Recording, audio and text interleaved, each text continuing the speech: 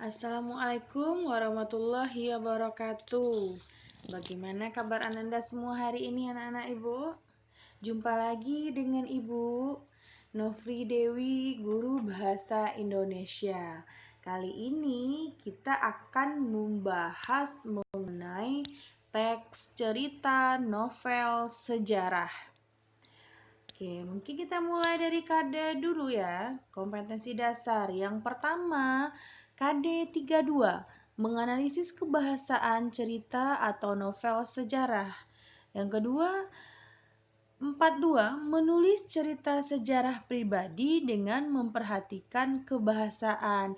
Jadi ada dua yang akan dituntut dalam KD ini nanti jika di akhir pembelajaran Ananda.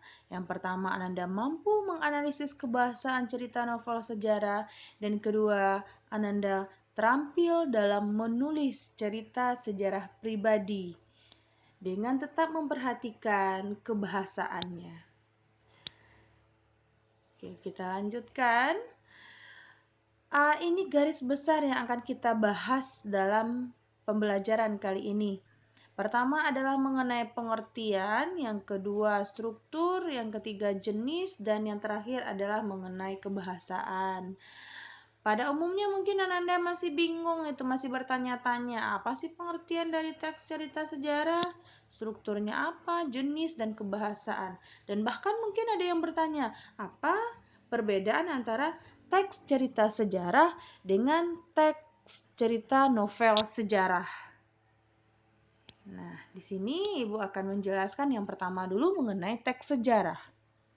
Teks sejarah itu adalah tulisan yang berisi cerita atau kejadian masa lalu yang sangat jelas, semuanya berupa fakta tanpa ada cerita imajinasi.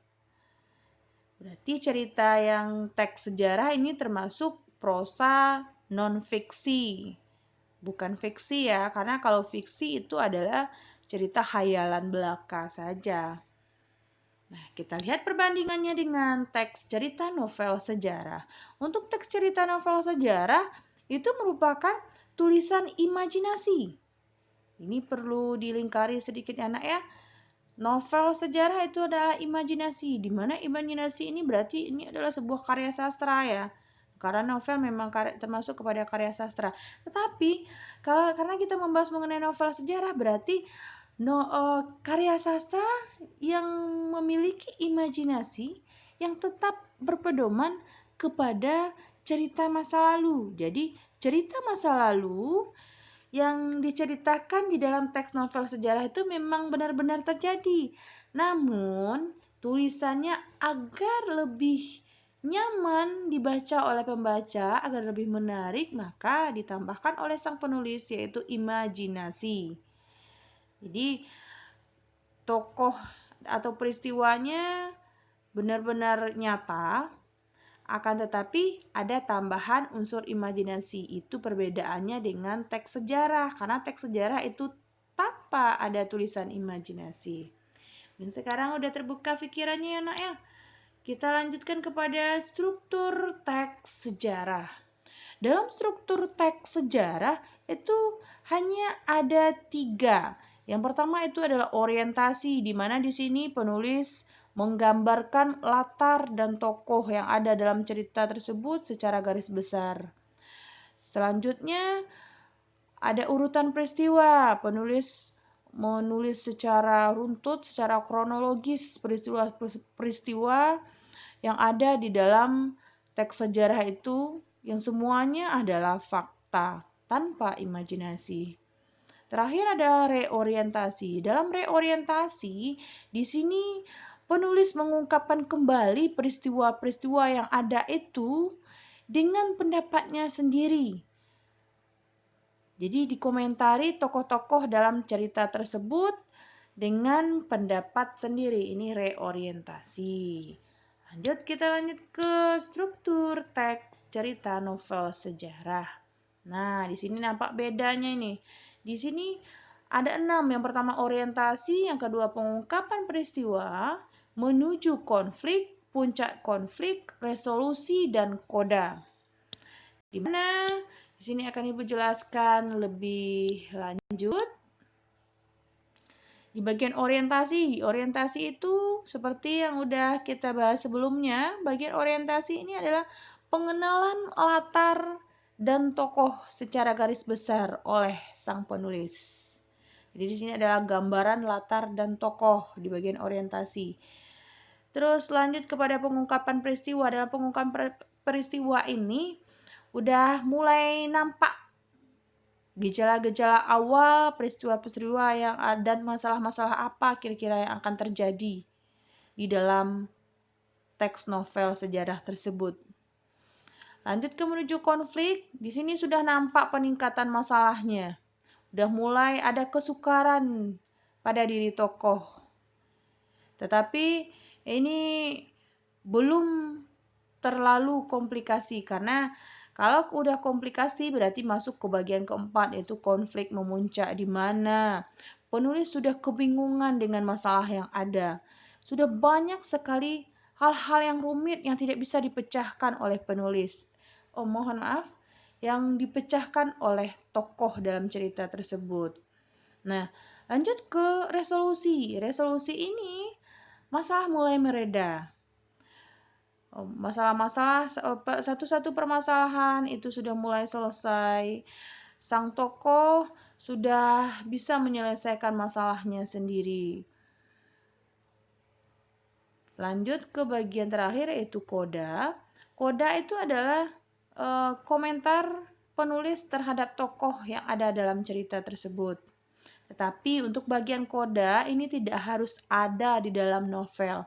Karena pada umumnya penulis itu menulis hanya sampai resolusi. Mengapa?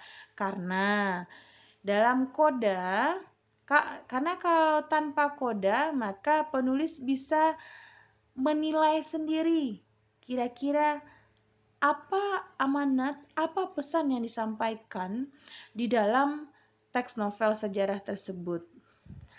Selanjutnya, kita masuk ke slide selanjutnya, Nak. Oke. Jenis teks sejarah. Ini harus diperhatikan. Karena pada umumnya Ananda menyamakan saja mana yang teks sejarah non-fiksi atau memang benar-benar fakta dengan teks sejarah fiksi yang ditambahkan dengan imajinasi. Pertama dulu kita bahas yang teks sejarah fiksi. Contohnya seperti yang tertera ada novel, cerpen, roman, dan legenda. Itu fiksi. Fiksi berarti ceritanya atau peristiwanya sesuai dengan fakta, tetapi ditambahkan dengan imajinasi. Lanjut teks sejarah non-fiksi. Kalau ini semuanya fakta. Biografi, autobiografi, cerita perjalanan, dan catatan sejarah.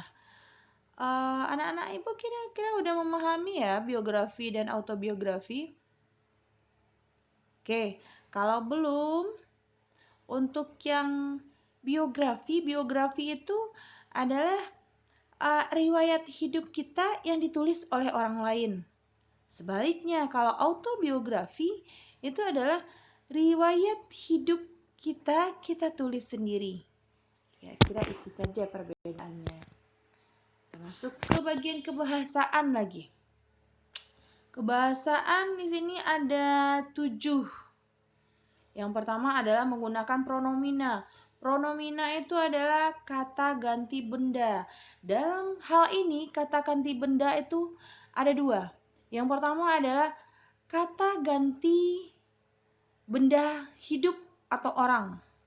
Contohnya, kata ganti orang pertama, orang kedua, orang ketiga. Kata ganti orang pertama contohnya adalah aku, saya. Kata ganti orang kedua, kamu.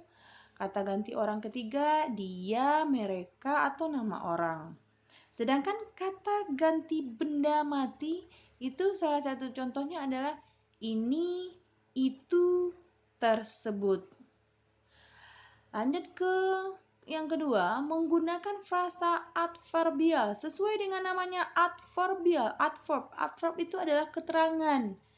Jadi, kalau di sini frasa adverbial berarti itu adalah gabungan kata yang menunjukkan keterangan dari suatu peristiwa. Contohnya, setelah saat itu. Itu contoh dari adverbial. Lanjut ke yang ketiga, menggunakan verba material. Verba material itu sesuai dengan namanya materi. Materi itu bisa dilihat ya nak ya. Bisa dilihat. Jadi untuk verba material itu adalah verba atau kata kerja yang menunjukkan aktivitas fisik yang terlihat. Contoh, berjalan, bergerak, makan. Itu salah satu contoh dari material. Yang keempat, menggunakan verba mental. Verba mental itu contohnya sebaliknya dari material ya. Kata yang menunjukkan aktivitas pikiran yang tak terlihat. Contohnya, memikirkan, merasakan, mendambakan, merindukan, menginginkan. Itu kan semuanya mental. Tidak bisa dilihat oleh orang lain. Itu salah satu contoh kata kerja mental. Lanjut yang kelima adalah menggunakan konjungsi temporal. Temporal, tempo, sesuai dengan namanya juga ini. Tempo itu adalah waktu. Jadi kalau konjungsi temporal adalah konjungsi yang menunjukkan keterangan waktu. Dalam hal ini, karena kita mempelajari teks cerita novel sejarah, berarti novel sejarah itu adalah hal-hal yang sudah berlalu. Otomatis konjungsi temporal di sini adalah konjungsi keterangan waktu yang telah berlalu. Contoh, sejak, pada saat itu, pada zaman itu. Itu adalah salah contoh dari konjungsi temporal. Lanjut ke poin ke-6, menggunakan kalimat majemuk. Di mana kalimat majemuk itu adalah kalimat yang minimal terdiri atas dua klausa. Ini mohon maaf ya, ini salah tulis ya. Yang benar adalah kalimat yang minimal terdiri atas dua klausa atau memiliki lebih dari satu predikat. Yang terakhir itu menggunakan kalimat tidak langsung, menggunakan kata sifat dan memiliki banyak dialog. Karena memang ciri khas dari novel itu adalah adanya dialog antar tokoh di dalam teks tersebut. Oke, kita lanjutkan ke bagian nilai-nilai dalam cerita novel sejarah. Di sini nilai-nilainya ada 5. Yang pertama adalah nilai moral. Nilai moral itu berkaitan dengan sikap tingkah laku seorang tokoh. Contohnya, tokohnya adalah seorang penolong, pemaaf. Itu adalah contoh dari moral. Nilai sosial itu berarti kaitannya dengan interaksi dengan orang lain. Contohnya kalau moral itu penolong, berarti sosialnya adalah menolong. Kalau moralnya pemaaf, berarti sosialnya adalah memaafkan. Lanjut ke nilai agama. Nilai agama itu berkaitan dengan keyakinan dan kepercayaan seseorang terhadap Khaliknya. Nah, lanjut ke poin keempat. Poin keempat adalah nilai budaya. Nilai budaya itu berkaitan dengan kebiasaan dan adat istiadat tokoh dalam cerita tersebut. Jadi tidak harus adat istiadat saja ya. Kebiasaan itu termasuk kepada nilai budaya. Lanjut terakhir adalah nilai estetis atau estetika. Ini harus ada dalam sebuah karya sastra. Karena novel termasuk karya sastra, maka nilai estetis harus ada. Ini berkaitan dengan unsur keindahan. Contohnya, di dalam novel itu pasti menggunakan gaya bahasa agar bahasanya lebih menarik. Oke, kita lanjut ke contoh. Ini di sini judul-judulnya saja ya yang dibuat. Nanti untuk lengkapnya bisa Ananda cari, bisa di searching ini banyak sekali. Oke, salah satu contohnya adalah teks cerita sejarah. Sejarah kan tadi memang sesuai dengan fakta ya, contohnya. Teks cerita sejarah gempa 29 September. 29 September ini kan memang sudah berlalu, itu gempanya dahsyat sekali nih. Dan kalau Ananda mau menuliskan itu ke teks cerita sejarah, berarti memang Ananda harus mencari informasi-informasi yang memang faktual. Lanjut ke teks cerita novel sejarah. Di sini banyak sekali nih novel-novel yang mengandung unsur-unsur sejarah. Salah satu contohnya adalah teks novel Tenggelamnya Kapal Van der Wijk. Bagian ini nanti akan kita bahas lebih lanjut di bagian latihan. Nanti Ibu akan membagikan Ananda teks novel Tenggelamnya Kapal Van der Wijk, dan Anda akan menganalisis struktur dan unsur kebahasaan yang ada di dalam novel tersebut. Nah, ini salah satu contoh analisis kebahasaan teks cerita novel sejarah Tenggelamnya Kapal Van der Wijk. Yang pertama itu ada kalimat simpleks di situ. Kalimat simpleks itu adalah kalimat tunggal. Contohnya, matahari telah hampir masuk ke dalam peraduannya. Di waktu senja, demikian kota Mengkasar kelihatan hidup. Dia dinamai ayahnya Zainuddin. Darah muda masih mengalir dalam badannya. Dari pembuangan Cilacap, dia dibawa orang ke tanah Bugis. Itu salah satu contoh dari kalimat simpleks. Masuk kita ke berikutnya, kalimat kompleks. Ini lebih panjang ya, sesuai dengan namanya, kompleks. Orang serumah itu ribut, pekik yang perempuan lebih-lebih lagi. Salah satu contoh, mungkin ke bawahnya bisa Ananda baca dan pelajarin sendiri ya nak ya. Ini ada 1, 2, 3, 4 contoh lagi. Kita lanjut dulu ke bagian konjungsi lagi nih. Kata penghubung. Kata penghubung dari novel Tenggelamnya Kapal Van der Wijk salah satunya adalah dan. Dapat dilihat di bagian ayahnya berkata, jika Mengkasar ada Gunung Lompo, Batang dan Bawakara.